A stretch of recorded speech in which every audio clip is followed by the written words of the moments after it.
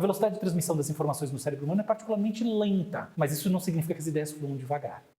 Um estudo muito bem elaborado mapeou a velocidade de transmissão do pensamento humano e mostrou que ela é bem baixa, a 10 bits por segundo, que é equivalente à de uma conversa. A Scientific American publicou uma reportagem sobre isso, bem legal, e nela eles argumentam que a tese do Elon Musk de que o problema com o nosso cérebro é de velocidade de comunicação, é de banda, e que isso poderia ser resolvido por uma internet do pensamento, é uma tremenda de uma bobagem que não se sustenta tecnologicamente, nem se sustenta biologicamente. Eu tendo a concordar, na verdade isso é bastante óbvio. Porém, a premissa da Scientific American merece discussão. Olha só, no passado foram feitos vários estudos sobre qual é a relação entre a linguagem comunicada verbalmente e a linguagem do pensamento, ou o que se passa na nossa mente enquanto a gente está elaborando as coisas e não está comunicando elas. Pois bem, o que foi demonstrado é que o pensamento transmite mais informação do que a fala. Então a correlação entre as duas coisas não é perfeita. Por quê?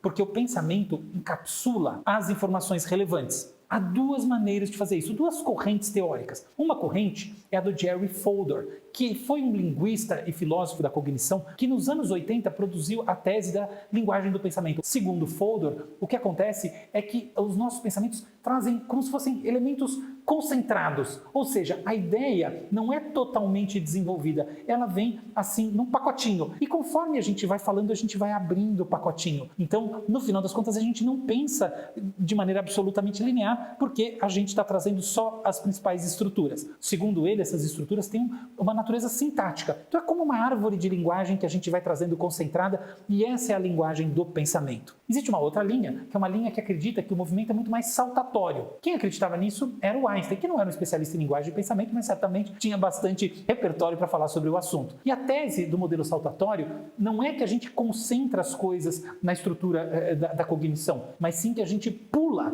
de ponto importante em ponto importante. O que se sabe hoje em dia é que as duas teses estão corretas, mas o modelo saltatório ele é mais um modelo de especialistas, ou seja, quando você começa a entender muito bem um campo e evidentemente você é uma pessoa muito inteligente, você tende a saltar de um ponto para o outro, deixando o que está no meio do caminho ali para ser preenchido depois, até pela sua segurança em fazê-lo. Do outro lado, todas as pessoas pensam sem passar linearmente por todos os termos, tal como se elas estivessem construindo linguisticamente aquilo na mente, ainda que seja comum a gente subvocalizar, quer dizer, a gente pensar em palavras de vez em quando. Em última análise, de fato, a tese do Musk que o problema do pensamento humano é um problema de banda não está correta, mas a tese da Scientific American de que o pensamento funciona como uma conversa também não está.